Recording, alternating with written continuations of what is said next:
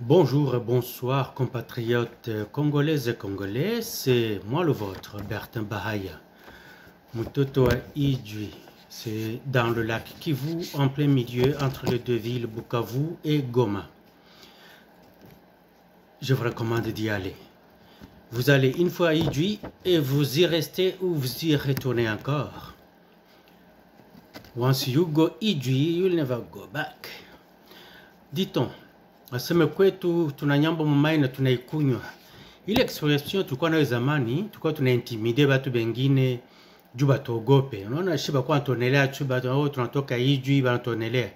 Sasa tunaanza intimide watu wasema angalia mie niko mzaliwa Ijwi tunanyamba mumai tunaikunywa tukufe. Ça tenait bon, mais hapa sasa ipare watu na biko na marobine mu manyumba sasa l'expression qui faisait notre force kwa yana mai. Hakuna problem, tutatrouver force ingine. Na zamani walikuwa wanatogopaka sema tunakuwa na bulozi wana. N'est-ce pas? Sema walikuwa sema batu ya Ijwi, bako na bulozi ya grave. Ewa, tungekuwa na bulozi. Kama Kagame iko. Tungekuwa na bulozi. Kama tujenga hata façon moya ya kudevelope nchi yetu, tuanze hata kuvuka hata na mai mumalungo, mabitu bya vile, tuende kufanya makomerse, tunakuya, hatuna na besoin de transport. Ile byote tu ilikuwa ni tulikuwa tunatafuta kuintimide watu wengine juu batogope me habidaka tena, mais hakuna problème. Tutajuaka kitu ingine tu siku ingine. Je sais qu'il y aura certains de mes inconditionnels qui seront là pour écouter mes vidéos et je les remercie d'avance. Je pense à Mitterrand Miteu, je pense à Charlotte Kingala de Lubumbashi, Mitterrand Miteu de Lubumbashi, Ruth Makiese. Ruth Makiese, yo vandaka wapi? Olimu un peu, hein? Namona osut, hein? Il y a user-er1 new 2 or 3 times. Je n'ai jamais su c'est qui cette personne. Parce que je n'ai jamais vu quelqu'un s'identifier comme ça. Ah oui, je pense aussi à Mati Wapeta, l'homme qui m'a amené à faire de courtes vidéos. Il m'a dit, mais Yaya, ça comme des petites vidéos parce que ça va permettre à tout le monde d'écouter de vos vidéos parce que quand les vidéos sont longues, ce n'est pas tout le monde qui a des unités pour télécharger des longues vidéos et j'ai tout compris. Merci beaucoup, cher Mati Wapeta. Dorcas Massen, Lumbashi, unakimbia wapi wa? Rudia, Dorcas Massen. Il y a Deboraka, ça c'est mon inconditionnel. Elle est une frog comme moi, nous sommes tous. Vous savez, Dorcas, tu sais, quand un jour je t'ai dit que tu es frog, tu as su pourquoi je t'ai dit ça? Parce qu'une fois j'étais en Ontario, il y a plusieurs années, et j'avais mon véhicule qui était immatriculé au Québec. Et quand les autres voyaient l'immatriculation du Québec, même si je ne fais rien, tu vas entendre « Fucking Québécois !» Et puis, il y a une autre personne qui va descendre la vitre de son auto. Elle me fait ça, je vais te parler. Je descends la vitre de moto et je dis « Fucking frog !» Donc c'est ça. Donc je n'ai jamais su, alors... Un jour, j'ai demandé à quelqu'un du Québec, j'ai dit, mais pourquoi on appelle les gens du Québec des frogs quand on est en Ontario, des choses comme ça? Elle a dit, je ne sais pas. Peut-être j'aurais dû demander à une personne beaucoup plus vieille. Elle aurait des réponses à me donner. C'est ça, très cher frog, comme moi, Deboraka. Je pense aussi à Max Kabangu. Max Kabangu, rienda wapi, unanikimbia miwa kwenu bwana. Boni boyko, zongaka. Voilà, au fait... il n'y a pas grand-chose. Les nouvelles sont telles que vous les connaissez déjà. Elles sont les mêmes à chaque fois. Mais nous allons parler de cette politique de pression, de menace et de chantage que les Européens sont en train de mener contre la République démocratique du Congo. Donc quand ils le font à notre président, nous savons que c'est à nous que c'est dirigé. Vous vous rendez compte?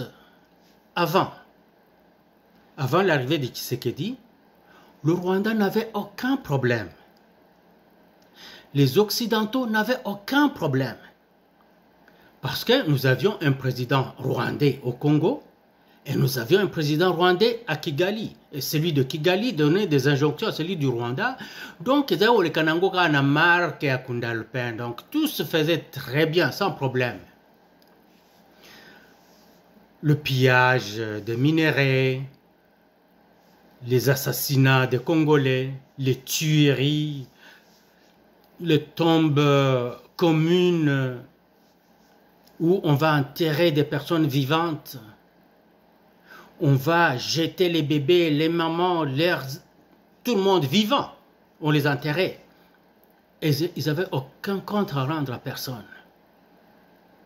Et même documenter le massacre, les tueries de 15 millions de Congolais, documentés aux Nations Unies, ils ont poussé ça comme de la poussière qu'on cache sous le tapis. Ça ne veut rien dire. Essayez de vous... Parce que nous sommes 120 millions, nous pensons que 15 millions c'est peu. Ce n'est pas peu, c'est énorme. Essayez de vous imaginer un pays... Le Rwanda aujourd'hui a peut-être 12 millions de citoyens. Alors imaginez-vous, un matin vous arrivez, les 12 millions du Rwanda ont été effacés. C'est ça que le Rwanda, par la bénédiction de ses sponsors occidentaux, a fait chez nous. Le Rwanda, à lui seul, a tué 15 millions de Congolais.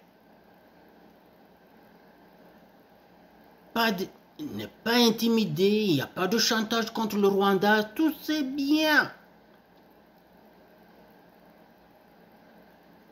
Et ceux qui ont échappé à la mort ont été déplacés. Vous saviez pourquoi on les déplaçait? On préparait exactement, couper cette partie, la donner au Rwanda sans bruit ni trompette. Vous savez, c'était déjà fait.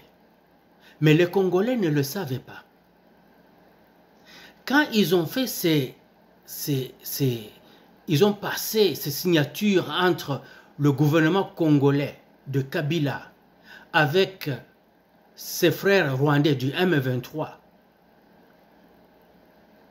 c'est en ce moment-là que la balkanisation a été faite en bonne et due forme. Tout ce qui restait, c'est d'y aller petit à petit. Vous savez, hein, c'est comme mettre un peu de lubrifiant pour que ça glisse facilement. Sans qu'il n'y ait de heurts, sans que personne ne s'en rende compte. C'est ainsi qu'on avait, dans l'armée nationale, des officiers rwandais, principalement. Des officiers rwandais, plus de 500. On avait dans l'administration des Rwandais qui occupaient tous les postes. À l'Assemblée nationale, au Sénat et ailleurs. C'était mur à mur, Kakabango. Tout se passait bien.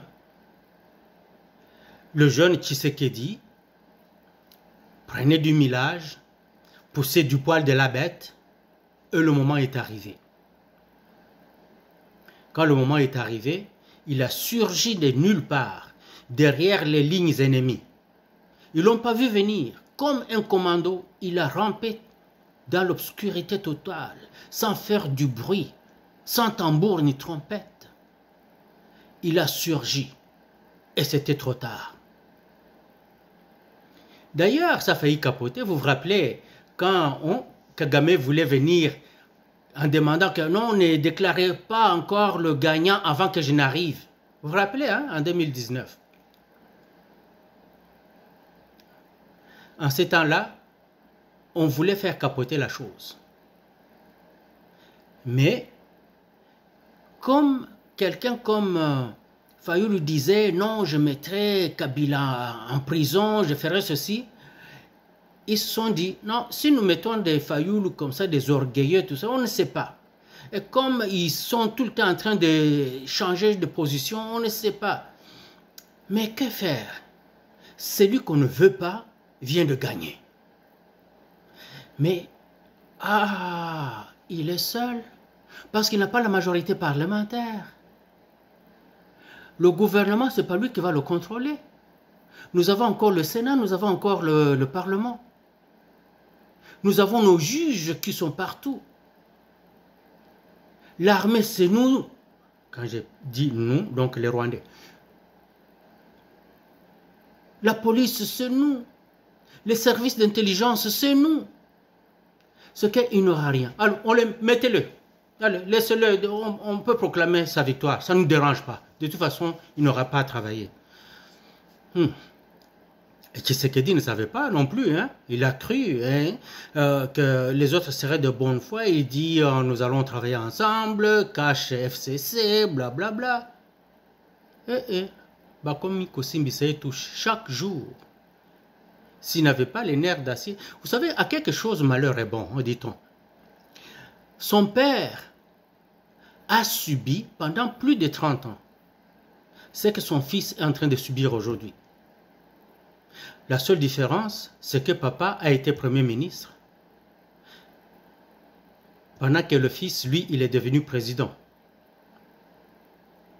Mais les mêmes crocs en jambes qu'on a fait à Étienne Tshisekedi, les mêmes trahisons contre Étienne Tshisekedi. Vous vous rappelez Birindwa? Birindwa avait fait mal à l'UDPS. Vous ne saurez pas. Aujourd'hui, on ne peut plus avoir. Aujourd'hui, on n'a plus de politiciens de la trempe de Birindwa. Birindwa, où il a lui faire capoter l'UDPS. Il trahit, il devient Premier ministre. Et Mobutu lui offre le plus grand défilé militaire qui n'avait jamais été fait au Zaïre d'antan, au Congo d'antan, je veux dire, donc au Zaïre. Parce qu'il venait non seulement de poignarder l'UDPS dans le dos, mais il a mis même 3 couteaux dans la poitrine à l'UDPS. Birindwa ni traître wa depuis zamani. Il y a Tongo. Alors, quand Tshisekedi a pris le pouvoir, et que les Européens ont commencé à venir le voir et dire toi, tu sais, il y a des signatures entre la RDC et le M23, donc entre guillemets le Rwanda. Il faut que tu comprennes que les choses, c'est la continuité de la gouvernance, n'est-ce pas? Tshisekedi a dit bien sûr, c'est la continuité. C'est la continuité de la gouvernance. Tshisekedi, que Dieu le bénisse, parce qu'il a été méthodique, il a été patient et tolérant, et il nous fallait seulement quelqu'un comme lui. Pour ce cas, il y a Kasa Lokola, vieux Laurent Kabila,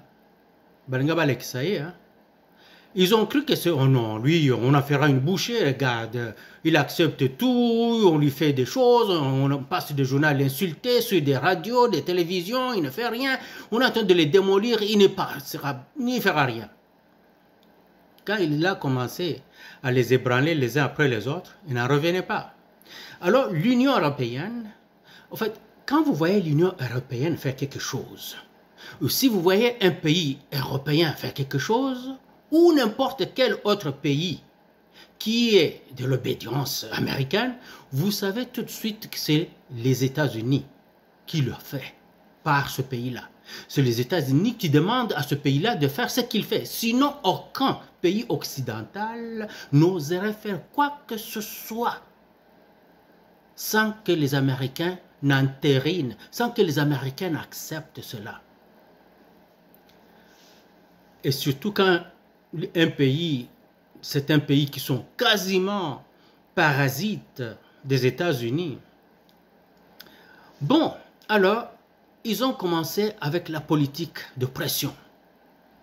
Oh, tu dois faire ceci, tu dois aller parler avec le Rwanda, tu dois parler avec le Rwanda. Il dit, nous avons déjà fait ça. Quand je suis arrivé au pouvoir, c'est ça que j'ai fait.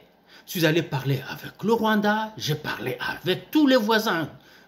Non, il faut bon solo là. Mais n'a pas que tu cites au solo là. Yo, Benda Siko film. Bon que solo là n'endenge ya bien. Qu'est-ce que vous dites n'endenge ya bien? obi ba biloko bo signaka na non non non non biso to signate.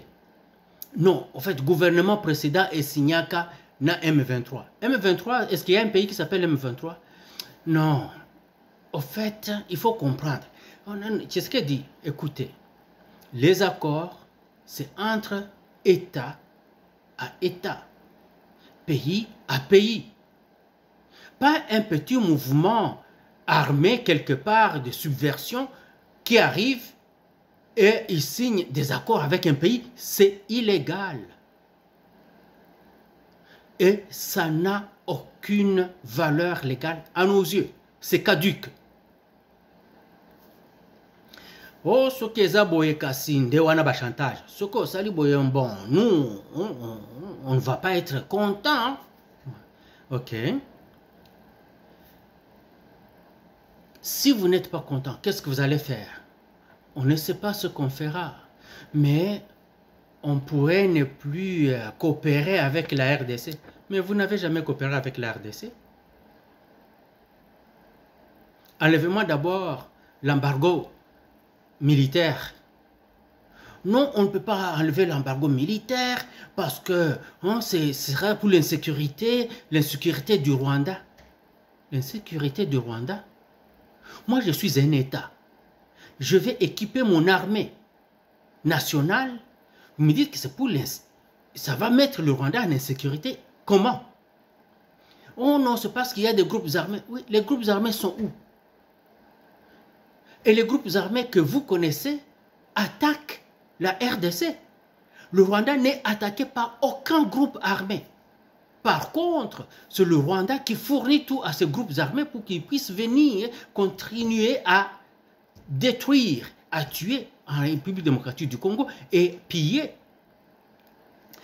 Bon, Yoka, Fachi, si tu continues comme ça, tu risques d'avoir des problèmes de gouvernance. Il dit, j'en ai déjà.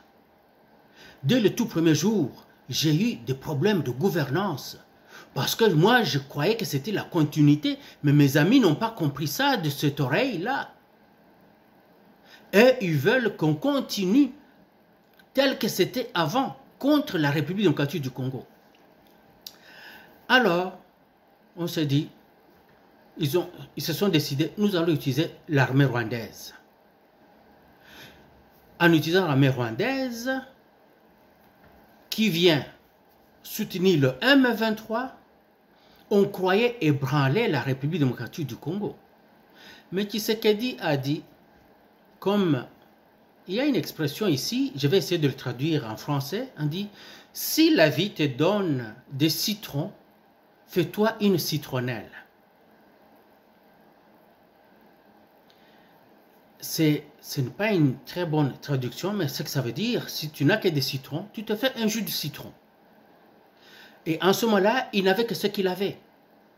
Cette armée, cette police, cette administration, et il a fait avec. Au fur et à mesure, il a pris le dessus. Dieu aidant, les traîtres eux-mêmes ont commencé à sortir des rangs de la RDC, des FARDC, pour aller rejoindre leur armée M23 et RDF. Tshisekedi a commencé à former de jeunes gens qui sont en combat aujourd'hui. Ce sont des recrues, mais des recrues qui sont bien formés. Et ceux qui savent surtout pourquoi ils sont en train de se battre. Ils savent que l'intérêt national, l'intérêt suprême de la patrie est en jeu. Et c'est pour cela qu'ils tiennent bon. Sinon, tout le monde aurait déjà lâché.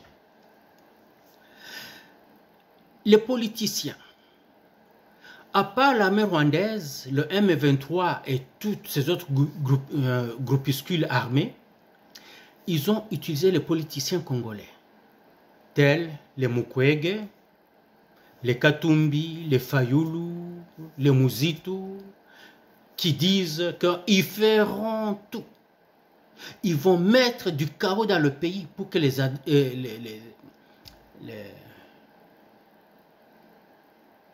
qui viennent, les investisseurs ne puissent pas venir. Et ils ont réussi. Les investisseurs ne sont pas venus.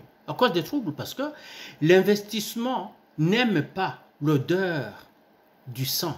L'investissement n'aime pas le son du crépitement d'armes. Ils ne sont pas venus. Mais Tshisekedi a fait ce qu'il pouvait faire avec ce qu'il y avait entre ses mains. Il a fait certaines constructions que nous connaissons. Il a fait certaines prouesses que nous connaissons. Par exemple, il a rénové, reconstruit ou construit des universités, des hôpitaux, des routes, des ponts. Il a augmenté substantiellement la solde du soldat. Il a habillé le soldat. Il a nourri le soldat. Il a construit un hôpital, le dernier cri, pour les militaires. Une école, dernier cri, pour les enfants militaires. Il a fait la gratuité de la maternité et la gratuité de l'enseignement de base. Juste pour avoir fait ça, dans les conditions qui étaient aussi difficiles et exécrables comme ce qu'il avait avant. Bravo, Mwana Tshisekedi. Et les méchants, les brigands, les bandits de grand chemin, on comptait sur les politiciens congolais. Les politiciens congolais qui ne voient pas. Ils voient que le pays est en péril. Mais pour un gain temporaire, quelque éphémère qu'il soit, pourvu que lui aussi le gagne, au détriment de tous ces 120 millions de leurs compatriotes. Ils s'en foutent des 120 millions de Congolais et de Congolaises.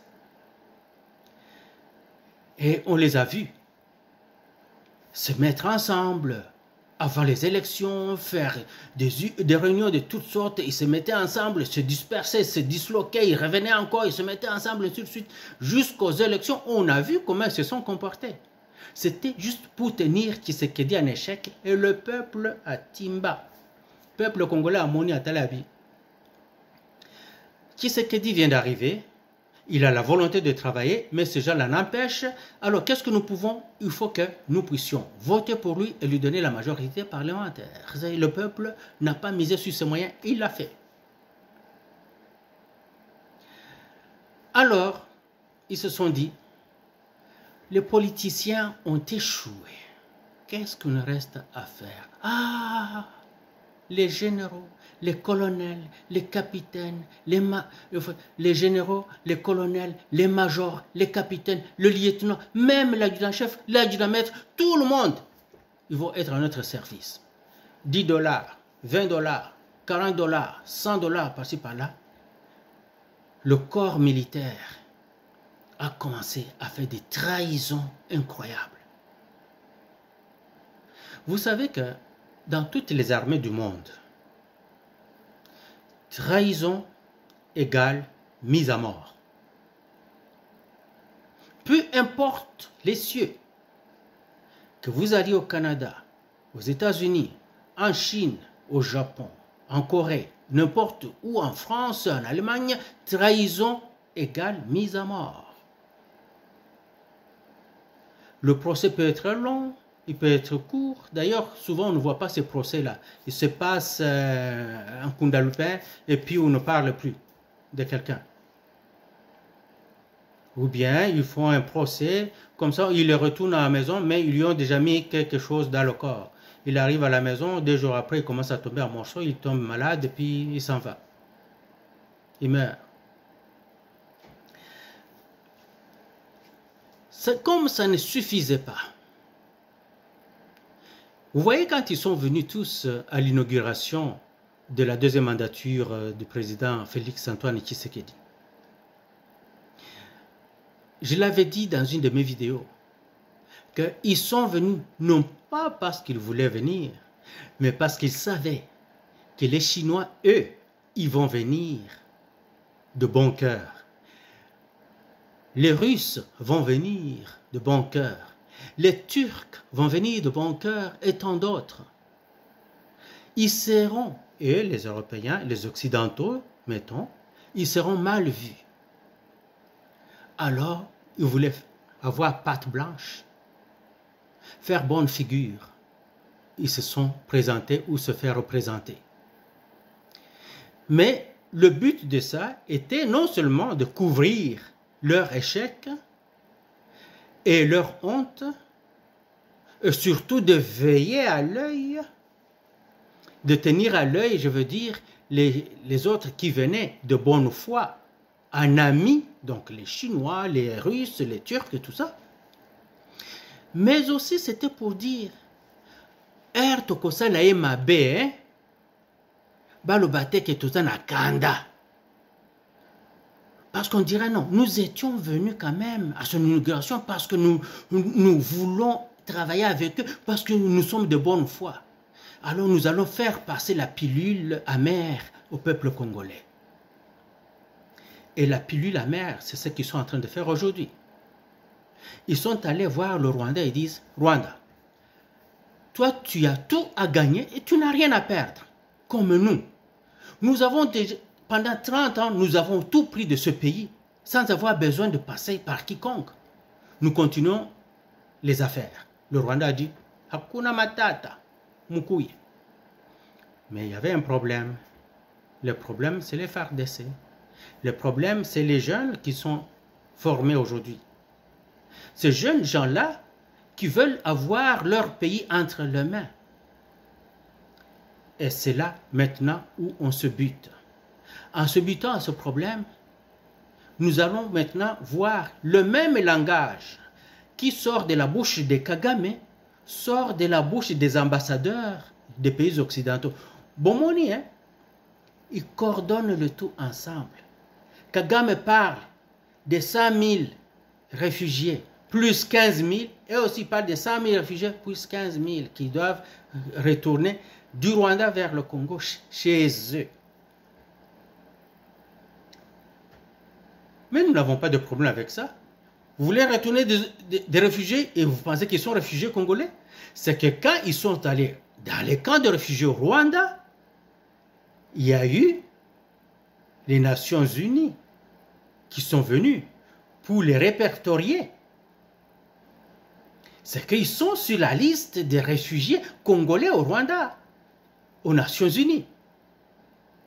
Le HCR, le Haut Commissariat pour les réfugiés, doit les avoir sur les listes. Et ça ne doit pas être les listes d'aujourd'hui. Ça doit être des listes depuis longtemps, de quelques décennies déjà.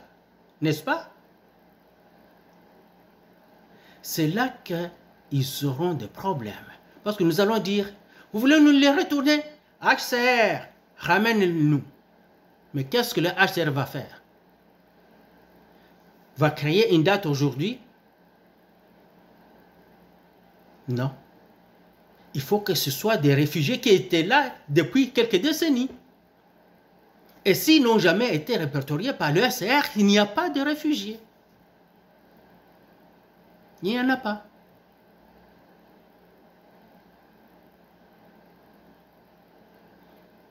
Par contre, nous avons des réfugiés rwandais chez nous. Et ils veulent retourner chez eux. Kagame doit les accepter. Ils sont répertoriés par le HCR. Nous, on va les retourner en bonne et due forme chez eux au Rwanda. Et si le Rwanda les refuse, qu'eux-mêmes choisissent d'y aller d'une certaine manière, ce ne sera pas nos problèmes. Ils veulent y aller d'une manière ou d'une autre. On ne peut jamais défendre à quelqu'un de retourner chez soi. Jamais. Ils décident de retourner chez eux, ils retournent chez eux. Voilà. Alors, ça, je voulais en parler de cette politique de pression, de menaces et de chantage que nous, Congolais, on ne va plus accepter. C'est passé, c'est fini. Il n'y a qu'une seule façon d'arrêter ça. Je ne sais pas pourquoi les politiciens congolais trouvent qu'il faut continuer à lécher le CUL des Occidentaux.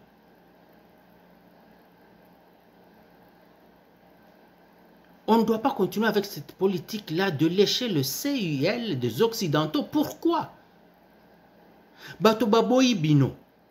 Balekisi bino ke balingi bino te. Balinga kape bino te. Alors pourquoi on s'y accroche? Pendant que nous avons des amis qui sont quelque part et que eux n'ont pas une histoire de margoulinage.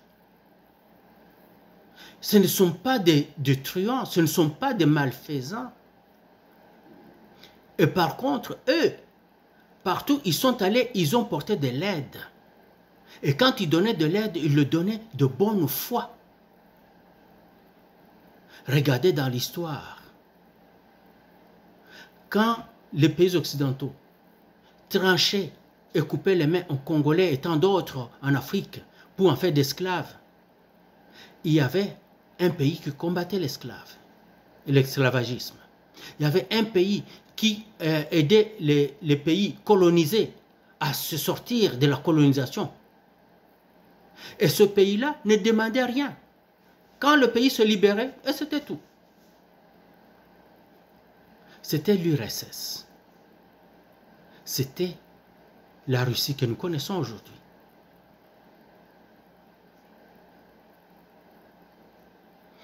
Pourquoi, vous savez, pourquoi, quand les Russes parlent des Africains, pourquoi ils disent toujours nos frères africains? Nos frères africains. Ils appellent toujours les Africains leurs frères. Est-ce que vous savez pourquoi?